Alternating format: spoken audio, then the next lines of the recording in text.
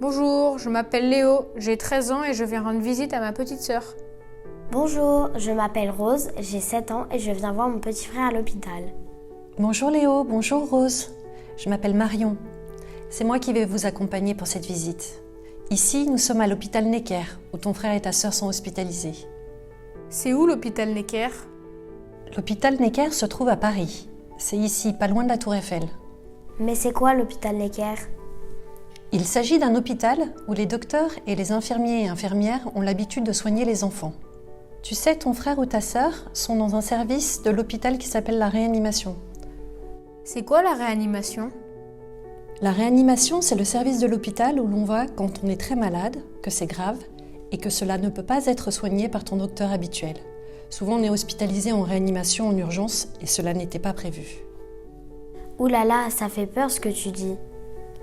Je comprends que cela te fasse peur, Rose. Mais tu sais, il y a plein de personnes qui s'occupent de ton petit frère et de la sœur de Léo aussi.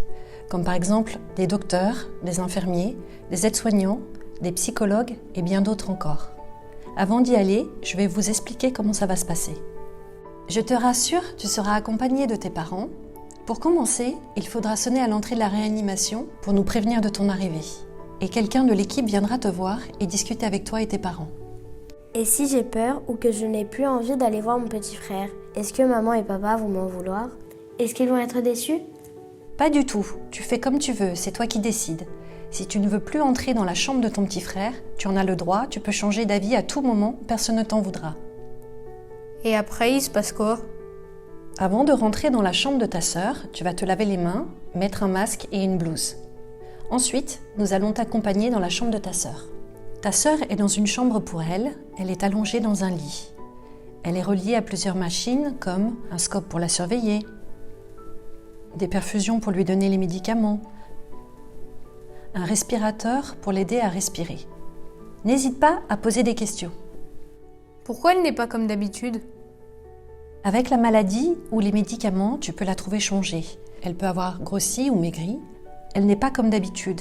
Elle a les yeux fermés, elle ne peut ni parler ni jouer avec toi. Elle n'est pas habillée parce qu'avec tous les tuyaux pour la soigner, on ne peut pas lui mettre ses vêtements. Et dans son nez, elle a un tuyau qui nous permet de lui donner à manger. Et moi, mon petit frère, qu'est-ce qu'il a sur le visage? Il a un masque et une machine qui l'aide à respirer. Est-ce qu'elle a mal? Les docteurs et les infirmières lui donnent des médicaments pour qu'elle n'ait pas mal. Ils font très attention à ça. Qu'est-ce que je peux faire quand je suis dans sa chambre? Si tu veux, tu peux lui parler, la toucher, lui faire un câlin ou juste rester à côté d'elle. Tu peux aussi lui faire un dessin qu'on lui affichera dans sa chambre. Tu peux sortir de la chambre dès que tu le souhaites, c'est toi qui décides. Est-ce qu'elle m'entend?